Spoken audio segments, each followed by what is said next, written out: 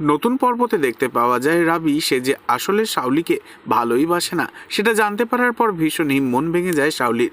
কারণ এবার সামনে এসে যায় রাবির সমস্ত কুকীর্তি। শার্লি যে রাবির সন্তানের মা হতে চলেছে, এই তাদের গোপন সম্পর্কের ব্যাপারে সমস্ত সত্যিটা জানতে পারার পর রাবিকে আরও বেশি করে ঘেন্না করতে শুরু করে শাওলি।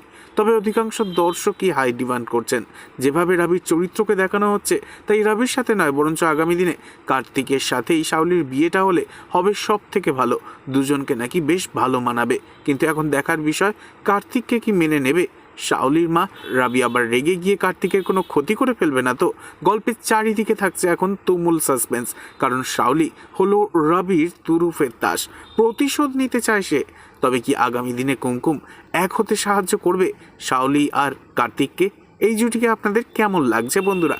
অবশ্যই কমেন্টে জানাবেন। আর নেক্সট আপডেটের জন্য সাবস্ক্রাইব করতে ভুলবেন না যেন। ধন্যবাদ।